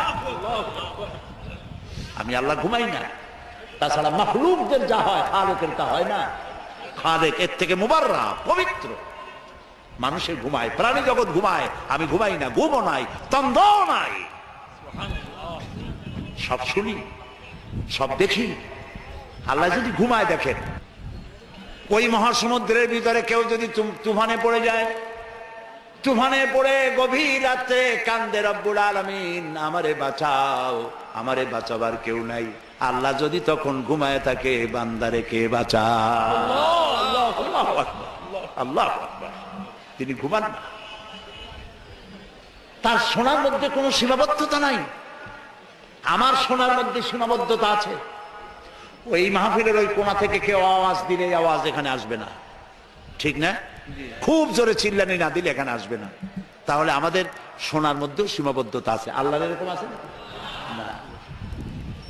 মহাসমুদ্রের অতল তলদেশে শৈবালের গায়ে লাগানো ছোট্ট একটি পোকা, যা মাইক্রোস্কোপ যন্ত্র ছাড়া দেখা যায় না, এমন ছোট্ট একটি পোকা যদি ক্ষুধার জ্বালায় চিৎকার মারে, নদীর ভিতরে কেউ শোনে না, জমিনে কেউ শোনে না, অন্তরিক্ষে কেউ শোনে না, আল্লাহ রাব্বুল আলামিন বলেন ওই পোকার আওয়াজও আমি শুনতে পাই। সামিউন বাসীর, দেখতে পাই আর শুনতে পাই। সুবহানাল্লাহ। ওই আল্লাহর সাথে আপনি শিরক করবেন কেন? অর্থাৎ যা কিছু আল্লাহর কাছে পাওয়া যায় গায়েব থেকে, আবার কথাটা খুব বিষয়টা কঠিন, সেজন্য একটুখানি মন দিয়ে শুনতে হবে। যা কিছু যেসব সাহায্য অদৃশ্য থেকে পাওয়া যায় ওইগুলি আপনি অন্য কারো কাছে চাইতে পারবেন না। কিন্তু যা কিছু মানুষের কাছে পাওয়া যায় তা চাইতে পারবেন। আপনার ঘরে পেঁয়াজ নাই, মেহমান আসছে, ঘরে চিনি নাই, চা খাওয়া লাগবে, সেই জন্য আপনার বউ অথবা আপনার ছেলে মেয়ে যদি পাশের বাড়িতে পাঠান যে পাশের বাড়ি থেকে 1 কাপ চিনি নিয়ে আসো, আবার কিনে আমি তোমার ফেরত দেবো, এরকম করি না আমরা? আমার ঘরেও করে মাঝে মধ্যে। বাড়ি বানাবো, আমার টাকায় কুলাচ্ছে না, 2 লাখ টাকা 5 লাখ টাকা ধার করা লাগবে, আপনি চাইতে পারবেন? জায়েজ আছে, নিশ্চয়ই জায়েজ আছে, 1000 বার জায়েজ আছে। জায়েজ নাই কোনটা? ওইটা জায়েজ নাই যেটা মানুষ দিতে পারে না। দিতে পারে কে? আল্লাহ তাআলা। সেইটা মানুষের কাছে চাইতে পারবে না। সে যেমন বিবাহ হয়েছে 8-10 বছর, বাচ্চা হয় না, এই বাচ্চা আপনি কোন পীর সাহেবের কাছে চাইতে পারবেন না, এটা কোনো মাজারে গিয়ে চাইতে পারবেন না, এটা কোনো জিন্দা পীর অথবা কোনো মৃত্যু পীরের কাছে চাইতে পারবেন না। এবং এই উদ্দেশ্যে আপনি কোনো মানতও করতে পারবেন না কোনো পীরের নামে, কোনো মাজারের নামে। কথা কি বুঝে আসতেছে ভাই? কথা বুঝে আসতেছে? আল্লাহ রাব্বুল আলামিন বলেন, আমি কাউকে কন্যা দেই, কাউকে ছেলে দেই, কাউকে কন্যা দেই, কাউকে পুত্র দেই, কাউকে কন্যাও দেই, পুত্রও দেই, কাউকে কিছুই দেই না। সুবহানাল্লাহ। আল্লামা ইবনে কাসির এই আয়াতের ব্যাখ্যায় লিখেছেন, এই যে আল্লাহ তাআলা বললেন কাউকে কন্যা সন্তান দেই, কাউকে পুত্র সন্তান দেই, লক্ষ্য করুন এই আয়াতের ব্যাখ্যায় আল্লামা ইবনে কাসির রাহমাতুল্লাহ আলাইহি লিখেছেন, যেই দম্পতির প্রথম হয় কন্যা সন্তান তারা বরকতপূর্ণ, আল্লাহ রহমত তাদের উপরে, কারণ আল্লাহ পুত্র দিয়ে শুরু করেন না, আল্লাহ শুরুই করেছেন কন্যা দিয়ে। সুবহানাল্লাহ। আল্লাহ তো কথা বলেন নাই যে আমি কাউকে পুত্র দেই কাউকে কন্যা দেই, আল্লাহ শুরু করছেন কি দিয়া? কন্যা দিয়ে। এই জন্য যার কন্যা হয় আগে সে ভাগ্যবতী। কিন্তু আমাদের কপাল খারাপ পুরুষগুলার, আশা করে ছেলে হবে ছেলে হবে, যেই হলো মেয়ে মুখ কালো হয়ে যায়, শ্বশুর বাড়িয়ে যায়। নাউজুবিল্লাহ বলেন। প্রিয় ভাই সব, সন্তান চাইতে হবে কার কাছে? মানুষের কি খারাপ আকীদা, বলে কি আল্লাহর ধন খাজারে দিয়া আল্লাহ গেছে খালি হইয়া, কেউ ফেরে না খালি হাতে। কি আমি জানি, কিন্তু আমি টেস্ট করলাম। এই গান গাওয়া জায়েজ নাই, বিশ্বাস করাও কত বড় মারাত্মক কথা। আপনার কি চিন্তা করছেন? আল্লাহর ধন খাজারে দিয়া আল্লাহ গেছে খালি হইয়া, তাহলে আল্লাহর অবস্থা এখন তো খুবই করুণ। কিছু দরকার হলে খাজার কাছে দরখাস্ত করা ছাড়া। জোরে কর নাউজুবিল্লাহ, নাউজুবিল্লাহ, কি মারাত্মক। আপনি যাচ্ছেন পীরের কাছে, খাজার কাছে বাচ্চা চাইতে, পীরেরা খাজারা বড় না নবীরা বড়? তাও তো আসতে কইলেন, আসতে বলছেন এই কারণে বইপত্রে প্রায় লাগে পীর পয়গাম্বর, মনে হয় পীর আগে পয়গাম্বর পরে। এটা একটি ভুল কথা। পৃথিবীর সব পীর সব আলেম যদি এক জায়গায় হয়, একজন নবীর জুতার সমান হবে না। প্রিয় ভাই সব, সেই নবীর সন্তান নাই, নবী কানছে কার কাছে? সূরা আলে ইমরানের মধ্যে পড়েন, হযরতে জাকারিয়া আলাইহিস সালাম আল্লাহর কাছে সন্তান চেয়েছেন, বার্ধক্যের একবারে চরম প্রান্তে গিয়ে আল্লাহ তাআলা দোয়া কবুল করলেন। হযরত জিবরাইল নাজিল হয়ে গেলেন আর বললেন, আল্লাহ আপনাকে সুসংবাদ দান করেছেন, আল্লাহ আপনাকে একটি সন্তান দিবেন, পুত্র সন্তান হওয়ার সাথে সাথে নাম রাখবেন ইয়াহইয়া। সন্তান হবে, পুত্র সন্তান, নাম রেখে দিয়েছেন কে? আল্লাহ। হযরত জাকারিয়া আলাইহিস সালাম চিন্তা করলেন, বলেই ফেললেন যে জিবরাইল আল্লাহ তো বললেন আমার ছেলে হবে, কিন্তু হবে কেমনে তা তো বুঝি না, আমি তো বুড়া মানুষ, খাইতেও পারি না। বউ বুড়ি, আকিম, বন্ধা, বাজা, তার বাচ্চা হবে কেমনে? সে বুড়ি আমি বুড়া, কেমনে হবে? হযরত জিবরাইল তো কথা কবে না, কে না বললে? আল্লাহ তাআলা জবাব বললেন, একটা আয়াত বলে নাই, একটি শব্দ বলেছেন আল্লাহ তাআলা, কাযালিক, আমি যেভাবে চাই সেইভাবেই হবে। সুবহানাল্লাহ। আল্লাহ চাইলে কি না হয়? এই বুড়া বয়সে আল্লাহ ছেলে দিলেন কে? জাকারিয়া আলাইহিস সালামকে। কে দিয়েছেন? চিল্লায় বলে আল্লাহ তাআলা তাকে সন্তান দিয়ে দিয়েছেন। আল্লাহ কিছু, আল্লাহ একটা মানুষ বানাবেন, খালি কতটুকু মাটি হইল হইল, মা বাপও লাগবে না, মাও লাগবে না। পারছেন না বানাইতে? কারে বানাইছেন? এরপরে বাপেরও দরকার নাই, খালি একটা মেয়ে লোক হলেই হলো। পারছেন না বানাইতে? কারে বানাইছেন? ঈসা আলাইহিস সালাম। ইন্নাল্লাহা আলা কুল্লি শাইইন কাদির। সমস্ত জিনিসের উপরে ক্ষমতা রাখেন কে? আল্লাহ। আল্লাহ আল্লাহ। আমার মা বোনেরা যারা এসেছেন, আমার ভাইয়েরা যারা এসেছেন, ওয়াদা করুন মানুষের কাছে, কোন পীর সাহেবের কাছে, কোন হুজুরের কাছে এই মনের বাসনা রাখবেন না যে উনি আপনার আশা পূরণ করতে পারবেন। এই বাসনা রাখবেন না। পারবেন? এই মনটা, মন এরকম তৈরি করতে পারবেন? আল্লাহ যেন তৌফিক দেন, বলেন আমিন। মাজারে টাকা দিচ্ছে লোকেরা, আহারে মানত করে, আল্লাহ ছেলে যদি হয় খানজান আলী পীর সাহেবের কুমির ভাত খাওয়াই আসবে না, কি খাওয়াবে? মুরগি খাওয়াই আসবে, আহারে। আচ্ছা আপনারা বলেন, কুমিরের মর্যাদা বেশি না মানুষের মর্যাদা বেশি? আরে গরিব মানুষের যদি এই দৃশ্য দেখে কানবে আর বলবে, আল্লাহ মানুষ না হইয়া খানজানের দিকে যদি কুমির হইতাম তাও মুরগি খাইতে পারতাম। আস্তাগফিরুল্লাহ। আমরা বলি আস্তাগফিরুল্লাহ। আহারে কি কপাল পোড়া মুসলমান। বাইজিদ বোস্তামি রহমতুল্লাহ আলাইহির মাজার দেখলাম চট্টগ্রামে। ইতিহাস বলে না যে ওখানে ওনার মাজার আছে, একবার আসছিলেন যে আছে, কিন্তু মাজার আছে ইতিহাসটা বলে না। ওইখানে বড় একটা পুকুর, ওর মধ্যে আছে কচ্ছপ, বড় বড় কচ্ছপ, সেতনা পড়ে গেছে গায়ে। আহারে মুসলমান, মাথা একটু আমার চোখ দিয়ে দেখা, মুসলমান গাটলাই বৈশা কি বলে ছাগলের কলজিয়া, গরুর কলজিয়া কেটে কেটে নিয়ে গেছে, কচ্ছপরে খাওয়ায়, আর কচ্ছপের কদমবুসি করে, কচ্ছপের পায়ে হাত দিয়ে চুমা খায়। আহারে আশরাফুল মখলুকাত আল্লাহ বানাইলো, ওয়ালাকাদ কাররামনা বানি আদম, আদম সন্তানকে সম্মান দিলাম, সেই সম্মানিত আদম সন্তান তারা গেল কসমের কদমবুসি করতে। নাউযুবিল্লাহি মিন যালিক। দেখলাম গাছ, অনেকগুলি গাছ আছে, এই গাছে দূরের থেকে দেখলাম এত ফল। আমি বললাম যে এত ফল হয়েছে গাছে, কি গাছ? গাছে গিয়ে কি ফল? ফল টল না, ইট আর পাথর ঝুলানো। আমি জিজ্ঞেস করলাম যে ইট পাথর কেন, এগুলো কারা ঝুলাইছে? কয় যে ওই যে মেয়ে লোক আসে যাদের বাচ্চা হয় না, ওরা ইট আর পাথর ঝুলাই থাকে। আমি বললাম এর সিগনিফিকেন্স কি, এর দর্শনটা কি, ঝুলাইলে কি হয়?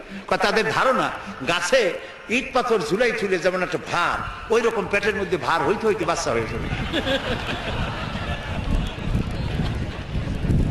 বলেন বলেন কোথায় গেছি আমরা, কোথায় চলে গেছি? বলেন নাউযুবিল্লাহ। প্রিয় ভাই সব, এইগুলি শিরক, এই শিরক থেকে বাঁচতে হবে, চাইতে হবে কার কাছে? সবাই বলেন খেতে দেওয়ার মালিককে, পড়তে দেওয়ার মালিককে, হায়াতের মালিককে, মওতের মালিককে, হাসাবার মালিককে, কাঁদাবার মালিককে, সব কিছুর মালিককে। আল্লাহর নবী তাই বলেছেন, ওয়াইজা সাআলতা ফাসআলিল্লাহ ওয়াইজা ইসতাআনতা ফাসতাইন বিল্লাহ। কিছু চাইতে হইলে আল্লাহর কাছে, কিছু বলতে হলে আল্লাহরে বলো, কিছু চাইতে হলে আল্লাহর কাছে চাও। ইয়াকা নাবুদু ওয়া ইয়াকা নাস্তাঈন। সূরা ফাতিহার মধ্যে সারা জীবন পড়লাম, আয় আল্লাহ তোমারই গোলামি করি, তোমার কাছে সাহায্য চাই।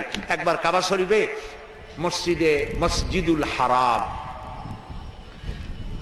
নামাজের ইমামতি করতেছিলেন খতিব আশ-শাইখ সৌদ আশ-শুরাইব। সুবহানাল্লাহ, কি তেলাওয়াত আল্লাহ তাদের জবানে দিয়েছেন। সুবহানাল্লাহ বলেন। আল্লাহ তাদের হায়াত দারাজ করুন, বলেন আমিন। আমি খুলনার যারা ধনাঢ্য ব্যক্তি তাদেরকে বলি, হস্ত জীবনে করবেনই একবার। পয়সা যদি থাকে তাহলে ব্যাংকক, সিঙ্গাপুর, হংকং, হাবিজাবাই জায়গায় দৌড়াদৌড়ি না করিয়া রমজান মুবারকে উমরা করিয়েছেন। রাসূলুল্লাহ বলেছেন, রমজান মুবারকে যে উমরা করলো সেজন্য আমার সাথে হজ আদায় করলো। যাই দেখেন কি মজা। আহারে নামাজ পড়তেছে, কয়েক বছর আগের কথা, ইমাম সূরা ফাতিহা পড়তেছেন, ইয়াকা নাবুদু ওয়া ইয়াকা নাস্তাইন পর্যন্ত গিয়ে আটকে গেছে। বারবার পড়তেছে ইয়াকা নাবুদু ওয়া ইয়াকা নাস্তাইন। কান্না রোল পড়ে গেছে গোটা হারামে। আমার জীবনে সূরা ফাতিহার এই জায়গায় এসে এত কান্দাকাটি জীবনে আমিও করি নাই। গোটা হারাম জুড়ে কান্নার রোল পড়েছে। কাবা শরীফ সামনে আল্লাহ সাক্ষী করে পড়তেছি, ইয়াকা নাবুদু, আল্লাহ তোমার গোলামি করি, তোমার কাছে সাহায্য চাই। সুবহানাল্লাহ ওয়া বিহামদিহি। এই গোলামিটা যদি ঠিক মতো হইতো আর সাহায্যটা যদি চাওয়া আল্লাহর কাছে ঠিক মতো হইতো, বুশের বাচ্চা বুশ মুসলমানদেরকে পিটাইতে পারতো না। শারনের বাচ্চা শারন মুসলমানদের গায়ে হাত দিতে পারতো না। কপাল পুড়েছে, আল্লাহরে চিনি নাই, আল্লাহরে চিনি নাই। ওমা কাদারুল্লাহ হাক্কা কাদরিহি, আল্লাহর যা মর্যাদা, আল্লাহর যা মান সম্মান ইজ্জত, সেই পরিমাণে আল্লাহর হক এবং সম্মান অনুযায়ী ইবাদত করতে পারি নাই। কোরআনের ওই মর্যাদা দিতে পারে না যেই মর্যাদা কোরআনের দেওয়া উচিত। তাবিজ লিখে লিখে কোরআনের প্রতি সেই শ্রদ্ধা আমরা নষ্ট করে দিয়েছি। তাই এক শ্রেণীর লোকেরা বলে কোরআন হলো পুরাণ, 1400 বছর আগের কোরআন মানুষের উপকার, অর্থনীতি, সমাজনীতি দিবে কি? কারণ আপনি তো অর্থনীতি সমাজনীতি পড়েন নাই, খালি তাবিজই তালাশ করছেন। কোন জায়গায় তাবিজ পাওয়া যায়? কি সব তাবিজ লেখে, লাল কালি। ধান্দা কেমনে লাগায় দেখেন, টিউবওয়েলের পানি, কলের পানি, ড্রেনের পানি, সালার পানি, বেড়ের পানি, খালের পানি, 7 জায়গার পানি, জাফরানের কালি, এগুলো আনিয়া তারপরে দাগ দেয়। কতগুলো লাল লাল দাগ দিয়া 1233, 1793, 612, 1117 সব হাবি যাবি। এরপরে কত ফেরেশতাদের নাম রাখে, তারপরে লেখে ইয়া কিতমির, ওই যে এক কুকুরের নাম, হ্যাঁ জিবরাইল মিকাইল তো আছে, কুকুরের নাম লেখে। তারপরে কাপসা দাইতুস, এরপরে কি ধানের তুষ, এই সমস্ত দিয়ে টিয়া কতগুলি নাম টাম দিয়ে তাবিজ বানায়। আবার 40 কি চেহেল কাপ, চেহেল কাপ, কাফাকা, কাফাকা, কামাকা, কুকুকু, কুকুর টুকু জাতীয় চেহেল কাপ, কুমকুমিয়া হাবিবি। কোথায় পাইছি আল্লাহ জানে, কোন হাদিসে নেই। সাইফুল হাদিস হযরত মাওলানা মনোয়ার হোসেন মাদানী বসে আছেন, আমি যদি ভুল বলি বলে দিয়ে আছেন কি কোন হাদিসে? রাসূলুল্লাহ তাবিজের অনুমতি দেন নাই। হযরতে আব্দুল্লাহ ইবনে মাসউদ রাদিয়াল্লাহু তাআলা আনহু এবং হযরতে হুযায়ফা রাদিয়াল্লাহু তাআলা আনহু সহ অসংখ্য সাহাবী ছিলেন যারা তাবিজকে শিরক বলেছেন, জায়েজ বলেন নাই, শিরক বলেছেন। এরপরে গ্রামে দেখছি কলার ফেতরা, কলার পাতা শুকাই গেলে ওটারে কি কয়?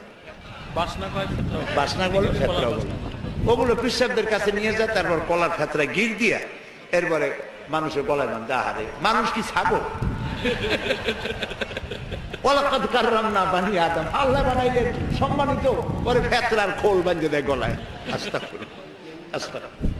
কিছু কিছু বাচ্চা দেখা যায়, ছোট ছোট বাচ্চা, এতগুলা তাবিজ, হাঁটতেও পারে না। আমি চিন্তা করছি বাচ্চা যদি কথা কইতে পারতো, বাচ্চা কইতেছে আল্লাহ কি অপরাধ করছি, মায়ের পেটে তো ভালোই ছিলাম, এই দুনিয়া আসার পরে এতগুলো তাবিজ দিছে আমার গলায়। এরপরে আজমিরের সুতা, লাল সুতা, কালো সুতা, পীর সাহেবদের কাছে সুতা নিয়ে যায়, ওনারা সুতায় ফু দেয়, ফু দেয় গিরে দেয়, ফু দেয় গিরে দেয়।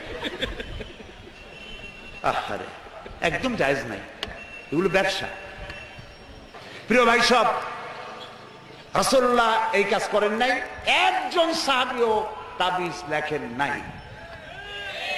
ঝাড়ফুঁক জায়েজ আছে, এর অনেক হাদিস আছে, ঝাড়ফুঁক জায়েজ আছে, রাসূলুল্লাহ নিজে করেছেন, ঝাড়ফুঁক করেছেন। আর ঝাড়ফুঁকের জন্য 2টি আলাদা সূরা আল্লাহ তাআলা নাজিল করে দিয়েছেন, মাওয়াজাতাই, সূরা ফালাক, সূরা নাস। হাদিস শুনুন, রাসূলুল্লাহ বলেছেন সূরা ফালাক, সূরা নাস সকালে 3 বার আর রাতে 3 বার পড়ে হাত দুটো এরকম করে ফু দিয়া, সেই 2টি হাত সোরা গোটা শরীরে তেল ডলে যেরকম ওইরকম করে গোটা শরীরে যে করবে, শয়তানের, দুষ্ট জিন এবং দুষ্ট মানুষের সকল প্রকারের অনিষ্টতা থেকে আল্লাহ তাকে হেফাজত করবেন বলেছেন রাসূল করিম সাল্লাল্লাহু আলাইহি ওয়াসাল্লাম। সুতরাং প্রিয় ভাই সব, তাবিজের কাছে আল্লাহর রাস্তায় যাবেন না আর শিরক করবেন না। আল্লাহ তাআলা বলেছেন আলাইসাল্লাহু বিকাফিন আবদা, আমি আল্লাহ, আমি আমার বান্দার জন্য যথেষ্ট নই? আপনারা কোন অবশ্যই যথেষ্ট, আপনারা বলেন অবশ্যই যথেষ্ট। সুতরাং এই কাজগুলির মধ্যে যাওয়া যাবে না, চাইতে হবে কার কাছে? আল্লাহর কাছে। নবী করিম সাল্লাল্লাহু আলাইহি ওয়াসাল্লাম হযরতে মুআজ রাদিয়াল্লাহু তাআলা আনহু রাসূলের পেছনে গাধার পিঠে বসা ছিলেন।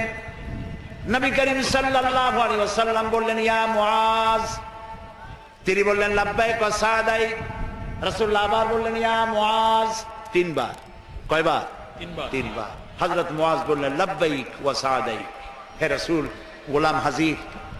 রাসূলুল্লাহ জিজ্ঞেস করলেন মুআজ, তুমি কি জানো বান্দার উপর আল্লাহর হক কি আর আল্লাহর উপর বান্দার হক কি? তিনি বললেন আল্লাহু আ'লামু ওয়া রাসূল। সাহাবীদের জবাব এরকমই ছিল, আল্লাহ এবং তার রাসূল ভালো জানেন। আরেকটি হাদিস মনে পড়ে গেল মাঝখানে, এইটা বলার আগে ওইটা বলে নিই। রাসূলুল্লাহর কাছে একজন এসে বলল, শোনেন, রাসূলের কাছে একজন সাহাবী এসে বললেন, হে রাসূল, ওইটাই হয় যেটা আল্লাহ করেন এবং আপনি ইচ্ছা করেন, সেটাই তো হয়। আল্লাহ যেটা ইচ্ছা করেন আর আপনি যেটা ইচ্ছা করেন সেটাই তো হয়। রাসূলুল্লাহ সঙ্গে সঙ্গে ধমক দিলেন, কখনো এই কথা আর বলবে না। সেইটাই হয় যেটা আল্লাহ তাআলা ইচ্ছা করেন, এখানে আমাকে শরীক করো না। আমার ইচ্ছায় কিচ্ছু হয় না, সবাই কার ইচ্ছা হয়? আল্লাহ তাআলা। সাথে সাথে রাসূলুল্লাহ তাকে সতর্ক করে দিলেন। রাসূলুল্লাহ যদি এভাবে সতর্ক করেন, আমাদেরকে সতর্ক হওয়া উচিত। রাসূলুল্লাহ তিনবার ডাকলেন।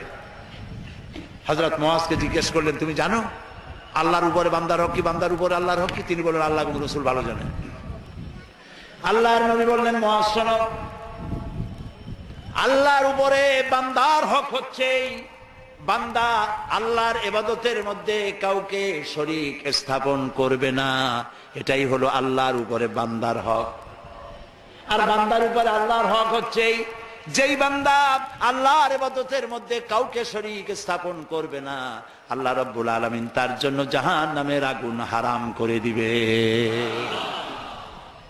খবরদার শিরকের কাছে যেও না। আমরা কি আল্লাহর সাথে দেখা করতে চাই? বলেন, দেখা করতে চাই? যারা জবাব দেন নাই তারা কিন্তু বিপদে। আমরা কি আল্লাহর সঙ্গে দেখা করতে চাই? যদি আমরা আল্লাহর সঙ্গে দেখা করতে চাই, আল্লাহ রাব্বুল আলামিন বলেন, ফামান কানা ইয়ারজু লিকা রাব্বিহি ফালইআমাল আমালান সালিহান ওয়ালা ইউশরিক বিইবাদাতি রাব্বিহি আহাদা। ফামান কানা ইয়ারজু লিকা রাব্বিহি, তোমাদের মধ্যে যে কেউ আল্লাহর সঙ্গে, রবের সঙ্গে যদি কেউ দেখা করতে চায়, দুইটা কাজ করতে হবে। কয়টা কাজ? ফালইআমাল আমালান সালিহা, সেজন্য ভালো কাজ করে, উত্তম কাজ করে। ভালো কাজ, ভালো কাজ কারে কয়? ভালো কাজ করার জন্য দুইটা শর্ত। ভালো কাজ করার জন্য কয়টা শর্ত?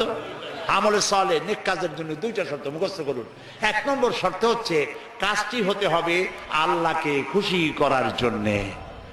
এত বড় তাফসীরের মাহফিল দেখে লোকেরা বুঝবে খুলনা সমাজ কল্যাণ পরিষদ কি বিরাট কাম করছে, এই নিয়তে নয়, এবং তারা সেই নিয়তে করেও নাই। আলহামদুলিল্লাহ বলেন। এটা করবো এই জন্য, এই জন্য আল্লাহ খুশি হবেন, আল্লাহর কোরআনের প্রচার হবে, আল্লাহ খুশি হবে, সেই জন্য করেছি। তাহলে কাজটা, যে কোনো কাজ আমি করব, ভালো কাজ যেটাই করব, সে কাজটা করব কারে খুশি করার জন্য? আল্লাহকে। এক। দুই নম্বরে কাজটি হতে হবে সুন্নতে নববী সাল্লাল্লাহু আলাইহি ওয়াসাল্লামের উপরে। দাড়ি রাখবো কারে খুশি করার জন্য? আল্লাহরে খুশি করার জন্য। রাখবো কার মতো? রবীন্দ্রনাথের মতো, কার্ল মার্কসের মতো, ম্যাক্সিম গর্কির মতো? কার মতো? রাসূলুল্লাহর। বাস, আর দৃষ্টান্ত দিতে চাই না। আশা করি বুঝে আসছে কিনা? তাহলে আল্লাহ তাআলা বলছেন যে যদি তোমরা তোমার রবের সাথে দেখা করতে চাও, কয়টা কাজ করতে হবে? দুইটা। একটা কাজ হলো ভালো কাজ করো, নেক আমল করো। আর দুই নম্বরে হচ্ছে ওয়ালা ইউশরিক বিইবাদাতি রাব্বিহি আহাদা, আল্লাহর ইবাদতের সাথে কাউকে শরীক স্থাপন করো না। তাহলে আল্লাহ তাআলার সঙ্গে দেখা করা কিয়ামতে যাবে। প্রিয় ভাই সব, সুতরাং আমাদের কতগুলি জিনিস বাদ দিতে হবে। এই যে তাবিজ ব্যবহারের বিষয়টি আমাদেরকে ভাবতে হবে। আমরা ঝাড়ফুঁক আল্লাহর ওলিদের কাছ থেকে, বড় বড় আলেমদের কাছ থেকে ঝাড়ফুঁক নিতে পারবো। তাবিজ ব্যবহারের অভ্যাস আমাদের বাদ দিতে হবে। দড়ি, এই সুতা চুতা ইত্যাদি বান্দা, এগুলি বাদ দিতে হবে। এবং গণকের কাছে যাওয়া বাদ দিতে হবে, গণকের কথা বিশ্বাস করা বাদ দিতে হবে। মাজারে গিয়া চাদর দেওয়া, আগরবাতি দেওয়া, মোমবাতি দেওয়া, এগুলি দেওয়া বাদ দিতে হবে। পারবেন আপনারা? এগুলি করতে পারবেন? একটু চিন্তা করেন, আপনি মাজারে আগরবাতি, চাদর ইত্যাদি দেবেন কেন? ওনার লাইটের দরকার কি? আল্লাহ লাইটের ব্যবস্থা করতে পারবেন না? তিনি যদি আল্লাহর ওলি হন, আল্লাহ অন্ধকারে রাখবেন না। আর আপনি চাদর দেবেন উপরে, ভিতরে চাদরের ব্যবস্থা আল্লাহ করতে পারবেন না? আপনি যে টাকা দেন, এই টাকা দিয়ে উনি কি করবেন? উনি কি কমলা কিনবেন? শীতকালে উনি কি কম্বল কিনবেন? আল্লাহর উপরে বিশ্বাস হয় না কেন? আল্লাহর ওলি যদি হয় তা আল্লাহ তাআলা তাদের ব্যবস্থা করবেন। সুবহানাল্লাহ। এইখানে আমি মানুষকে বুঝাতে গিয়ে বলি, এইরকম বলি, এটা বলি আমি আজকের মতো শেষ করব। এটা এভাবে বলি যে মাজারে লোকেরা যায় মনের আশা পূরণ করতে, এইটাই বেশিরভাগ। জিয়ারতের চাইতে মনের উদ্দেশ্য বেশি থাকে, নির্বাচনে যেন আমার দল নিয়ে জিততে পারি, এই জন্য আগে একটা মাজারে যাওয়া দরকার। ছেলে মেয়ে হওয়া, চাকরিতে প্রমোশন, ব্যবসায় উন্নতি ইত্যাদি, এই জন্য যায়। এখন আপনারা বলেন হযরত শাহজালাল রহমতুল্লাহ আলাইহির মাতৃভাষা কি? বলেন। তিনি ইয়ামেন থেকে এসেছিলেন, তার মাতৃভাষা আরবি। হযরত খাজা মুঈনুদ্দিন চিশতি রহমতুল্লাহ আলাইহির মাতৃভাষা কি? আরবি। বড় পীর আব্দুল কাদের জিলানী রহমতুল্লাহ আলাইহির মাতৃভাষা কি? আরবি। প্রিয় ভাই সব, এবার বলছেন এই তিনজন আল্লাহর ওলির নাম নিলাম, আল্লাহর মাহবুব বান্দার নাম নিলাম, ওনারা তিনজন আরবিতে, মাতৃভাষা আরবি। আপনার মাতৃভাষা কি? বাংলা। আপনি গিয়া ওইখানে বাংলায় বললেন বাবা খাজা বাবা শাহজালাল, খাজা বাবা মুঈনুদ্দিন চিশতি রহমতুল্লাহ আলাইহি, আমার তো ছেলে নাই, ছেলে দাও। আমি তো মামলায় পড়ছি, চিটাই দাও। আমার তো ব্যবসা হয় না, আমি তো রোগের সঙ্গে শেষ হয়ে গেলাম, আমার রোগ ভালো করে দাও। এই যে বললেন, উনি কি বুঝলেন? উনি কি বুঝলেন? বুঝলেন না। গেল এক নম্বর। দুই নম্বরে, আপনি যখন বলতেছিলেন তিনি তখন চেতনা না ঘুমে, হয়তো তোমার তিনি ঘুমেছিলেন। তা আপনি যে চিল্লাইলেন, এত পয়সা খরচ করে গেলেন, এই উনি তো শুনতেও পারলেন না, ঘুমিয়ে গেলেন। তিন নম্বর, আপনি যখন চিল্লাইছেন বলেছেন, তখন উনি কবরে না অন্য কোথাও? কবরে যে থাকতেই হবে এর কোনো গ্যারান্টি আছে? মুদ্দার যে আপনি কবরে রাখছেন, শরীর তো পয়সা টসে শেষ, আর আল্লাহ যদি কারো শরীরকে হেফাজত করতে চান ভিন্ন কথা, কিন্তু তার রুহু কোথায় তা তো আপনি জানেন না। তো খামাখা আপনি যে তিনটা ফায়ার করলেন, তিনটা ফায়ার মিস হয়ে গেল। এই জন্য চাইতে হবে এমন সত্তার কাছে যিনি ঘুমান না। তিনি কে? এমন সত্তার কাছে চাইতে হবে যিনি সব শোনেন। তিনি কে? আল্লাহ তাআলা তো কোরআন শরীফের সূরা কাহফের মধ্যে বলেছেন, কান পাতো, কান পেতে শোনো, একটি শ্বাসের আওয়াজও শুনবে না। সুবহানাল্লাহ বলেন, একটি শ্বাসের আওয়াজও মিলবে না। তো যিনি সব দিতে পারেন, সব শোনেন, তারে থুইয়া ফাইনা তাযহাবুন, কোথায় যান আপনারা? প্রিয় ভাই সব, এই জন্য মাজারে আগরবাতি, চাদর, মোমবাতি, পয়সা কড়ি জিন্দিগিতে দেব না, এই ওয়াদা করতে হবে। পারবেন? পারবেন এই ওয়াদা করতে? কোন কোন সময় দেখা যায় কবরের কাছে যখন গাড়ি যায়, গাড়ি থামায় দেয়, গাড়ি আসতে, মনের মধ্যে ভয়, পীর সাহেব যদি এটা অ্যাক্সিডেন্ট করে দেয়। পীর সাহেব কি এত খারাপ মানুষ নাকি যে মরিও আপনার গাড়ি অ্যাক্সিডেন্ট করে মারবে? এটা একটু কথা হইল। এরপরে পীর সাহেবের মাজার উপর মশারি টানায়। আমি নিজে দেখছি মশারি টানায়, যে একটা মশারি টানাইলো হয়তো তার বাপের মশাই খায়, বাপের একটা মশারি দেয় নেই। তা আপনি পীর সাহেবের মাজারে যে মশারিটা দিলেন, কেন দিলেন? আপনার ধারণা কি যে পীর সাহেব এমন খারাপ ছিলেন যে মশা কবরের মধ্যে গিয়েও কামড়াবে? এ কি আজীব তামাশা! প্রিয় ভাই সব, এইসব আকীদা বাদ দিতে হবে, আকীদা সাফ করতে হবে। ভালো মন্দ করার মালিক কে? খাইরিহি ওয়া শাররিহি মিনাল্লাহ তাআলা। আমার ভালো আমার মন্দ কে করবে? জোরে বলেন না, কে করবে? এই জন্য জীবনে টাকা পয়সা এই ধরনের কোন কবরে আমরা দেব না, আগরবাতি, মোমবাতি, চাদর দেব না। রাজি আছেন? কারা কারা রাজি? দুই হাত উঁচু করে দেখা। আলহামদুলিল্লাহ বলেন। হামাম জোরে বলেন আলহামদুলিল্লাহ। প্রিয় ভাই সব, এই কথাগুলি ব্যাখ্যা দিয়ে এই জন্য বলি, যাতে করে মুসলমানদের ঈমান মজবুত হতে পারে। ঈমান হতে হবে মজবুত, তা না হলে কিয়ামতে জাহান্নামে যেতে হবে। আল্লাহ যেন আমাদের রক্ষা করেন, আমরা বলি আমিন। সবাই বলেন আমিন। প্রিয় ভাই সব, ঈমান দুর্বল হওয়ার কারণে লোকেরা মাজারে যায়। ঈমান দুর্বল হওয়ার কারণে লোকেরা জীবিত পীর অথবা মৃত পীরের কাছে যায়। হক্কানি পীরের বিরোধিতা আমরা কোনো কালেও করিনি, আজও করব না, ঠিক কিনা বলেন?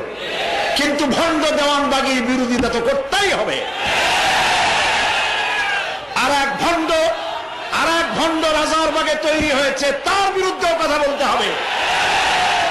যারা দেওয়ালে দেওয়ালে ফতোয়া লেখেন, ঘরে ঠাই নাই, সমাজের লোকেরা চেনে না, রাস্তায় রাস্তায় ফতোয়া, এটা হারাম সেটা হারাম, হারামের ফতোয়া কোরআন হাদিস দিয়ে দেওয়ালে রাখে, আর মানুষ দাঁড়ায় সেখানে পেশাব করে। ফতোয়ার প্রতি এমন অমর্যাদাকর অবস্থা বাংলাদেশে জীবনেও দেখি নাই, ঠিক কিনা বলেন? এই লোক নিজের বংশ পরিচয় গোপন করে নিজের নামের আগে সাইয়্যেদ শব্দ বসায়ছে। আর রাসূল বলেছেন যে ব্যক্তি তার বংশ পরিচয় গোপন করে তার উপরে আল্লাহ লানত, সে মালাউন, কিয়ামতে জাহান্নামে যাবে। নিজের মুরিদ বানাতে গিয়ে সেই মুরিদের মাথায় টুপি, টুপির উপরে পাগড়ি, পাগড়ির উপর রুমাল দিয়া পেঁচাইয়া একটা মুরিদের আলাদা সেকশন চালু করেছে। হাদিস শরীফে এ ধরনের আলাদা কোন পোশাক তৈরি করা ইসলামের জন্য নিষেধ। প্রিয় ভাই সব, কোরআনের মাহফিল থেকে ঈমানকে মজবুত করে নিতে হবে। ভণ্ড দেওয়ানবাগী, মিথ্যেবাদী এবং ভণ্ড, তার থেকে গোটা জাতিকে বাঁচতে হবে, রক্ষা পেতে হবে। যিনি নিজের বাড়ির নাম দিয়েছে বাবে রহমত, এটি বাবে গজব। কত বড় বাজে কথা! নিজের নামে লেখে মোহাম্মদ ইসলামের পুনর্জীবন দানকারী। বেয়াদব! বেয়াদব! ইসলামের পুনর্জন্ম দিতে তুমি কে? কোন মাদ্রাসায় পড়াশোনা করেছো? প্রিয় ভাই সব,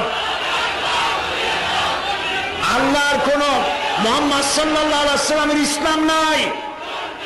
মুহাম্মদ ইসলাম বলে কোন ইসলাম দুনিয়ায় নাই। ইসলাম আল্লাহ, ইসলাম কার? আর মুহাম্মদ সাল্লাল্লাহু আলাইহি সাল্লাম হচ্ছেন এর প্রচারক। তিনি মুহাম্মদ ইসলামের পুনর্জন্ম দিয়েছেন কেমনে? তিনি বলেন, তিনি স্বপ্নে দেখেছেন মুহাম্মদ সাল্লাল্লাহু আলাইহি সাল্লাম বিবস্ত্র অবস্থায় ময়লার উপরে শুয়ে আছে। নাউজুবিল্লাহ, নাউজুবিল্লাহ। কোন মুসলমানের এর চারা দেখা উচিত নয়, এর কাছে যাওয়া উচিত নয়। প্রিয় ভাই সব, আল্লাহ তাআলা সব ভণ্ডের হাত থেকে মুসলমানদের ঈমান হেফাজত করুন। বলি আমিন, বলি আমিন। প্রিয় ভাই সব, বিভিন্ন জায়গায় মাজারে গিয়ে লোকেরা মদ খায়, গাঁজা খায়। আমরা মাজারগুলিকে, বড় বড় ওলিউল্লাহর মাজারকে আমরা সম্মান করি, ঠিক না? এবং আমরা সব সময় জাতির কাছে স্পষ্ট কথাগুলি বলতে কখনো পিছপা হইনি। হযরতে শাহজালাল রহমতুল্লাহ আলাইহি আল্লাহর জবরদস্ত ওলি, এবং তিনি সিলেটে এসেছিলেন জিহাদ করতে। সেই জিহাদে আল্লাহ তাকে কামিয়াব করেছেন। সুবহানাল্লাহ বলুন। তার মাজারে লোকেরা যে গাঁজা খায়, সেখানে মেয়ে লোক পুরুষ লোক একসাথে যে কুফরি শিরকি গান করে, আমরা এগুলির বিরুদ্ধে কথা বলি। মাজারে আমরা কিছু চাইতে যাই না, আমরা মাজারে কিছু দিতে চাই। মাজারে কি দেই? আগরবাতি নয়, মোমবাতি নয়, চাদর নয়, একটি পয়সা নয়। মাজারে কিছু সওয়াব দিতে চাই। মাজারে যাব, যদি যেতে হয় কোন মাজারে যেয়ে বসি, তাহলে সূরা ফাতিহা পড়বো, ইখলাস পড়বো, দরুদ শরীফ পড়বো, আর তার রূহের উপরে বকশিশ করে দেবো। এটাই নিয়ম। এটা কি? এটাই নিয়ম। কিছু পাওয়ার নিয়ত নিয়ে সেখানে যাওয়া যাবে না। বলা হচ্ছে 700 বছর ধরে এই সমস্ত কাজ হয়ে আসে। আমি বলতে চাই, সরকারের উচিত আল্লাহর ওলিদের যত মাজার আছে বাংলাদেশে, প্রত্যেকটি মাজার নিয়ন্ত্রণের দায়িত্ব সরকারের হাতে নেওয়া উচিত। সরকার পুলিশ দিয়ে পাহারা দেবে। কোন বাক্সাওয়ালা লোকদেরকে পয়সা আদায় করার জন্য বসতে দেওয়া হবে না। সেইখানে বসে যে টাকাগুলি আদায় করা হয়, এই টাকাগুলি কোথায় যায়? মাজারের টাকা যায় কোথায়? প্রত্যেক মাজারকে কেন্দ্র করে মুতাল্লিদের মামলা আছে, ভাগাভাগি নিয়ে। এ দিয়ে ব্যবসা করে। আপনার ধর্মীয় অনুভূতি দিয়ে টাকা পয়সা নিয়ে তারা এর দ্বারা ব্যবসা করে। কোটি কোটি টাকা গভর্নমেন্টকে ট্যাক্স দেয় না, ইনকাম ট্যাক্স দেয় না, ঠিক কিনা? সুতরাং এই ব্যবসা বন্ধ হওয়া উচিত। মাজারে যদি কোনো মাদ্রাসা থাকে, মসজিদ থাকে, দিতে পারেন, ওই মসজিদে দেন, এতিমখানা দেন। বরিশালে একটা মাজার আছে, কি জানি নাম আমি জানি না, বরিশাল মসজিদের পাশেই, কসাই মসজিদের পাশে একটি মাজার আছে। এইখানে বহু টাকা হয়। এই টাকাগুলি দিয়ে তারা এতিমখানার মাদ্রাসা চালায়। তো এইভাবে যদি টাকা মসজিদ, মাদ্রাসা, এতিমখানার জন্য যদি হয়, জায়েজ আছে। কিন্তু পীর সাহেবের নামে মানত করা, কোন জীবিত পীর, কোন মৃত্যু পীরের নামে মানত করা হারাম, সুস্পষ্ট হারাম। মানত হবে কেবলমাত্র কার নামে? আল্লাহর নামে। বলেন কার নামে? মাজারকে কেন্দ্র করে কতগুলি গাঁজাখোর, মাথায় জট, গায়ে সালার সব, আর গলায় শিকল, হাতে শিকল। জাহান্নামে যাওয়ার আগেই শিকল করছে। সালাসিলা ওয়া আগলালা ওয়া সাইরা, জাহান্নামের শিকল গলায় করছে। লোকেরা মনে করে ওদের কাছে কিছু আছে, আসলে কিছু নাই, ফাঁকা, কিছু নাই, নামাজ পড়ে না। এরকমের বড় একটা কি সারিন্দা না নারিন্দা গাড়ির উপরে থুই এরকম ঘষে আর বলে মদিনা যাব কেমন নিয়ে। আমি বলি শয়তান, তুই জাহান্নামে, তুই মদিনা যাবি কেমন? মদ খাইয়া গাঁজা খাইয়া মোজগুলা লাল বানিয়ে ফেলেছে। মাজার, আল্লাহর ওলিদের মাজার বেদাত করার, পূজা করার, গাঁজা খাওয়ার জায়গা নয়। এগুলিকে পুলিশ দিয়ে নিয়ন্ত্রণ করে রাখবে, পবিত্রতা বজায় রাখবে, মানুষেরা জিয়ারত করবে, আল্লাহর কাছে সওয়াব পাবে। কথা বুঝতে পেরেছেন প্রিয় ভাই সব? সেই জন্য তুমিনুনা বিল্লাহ আনতে হবে, এবং আল্লাহর প্রতি ঈমান, সেই ঈমান হলো পরিপূর্ণ ঈমান। আল্লাহ যেন আমাদেরকে তা বোঝার তৌফিক দান করেন। আমরা বলি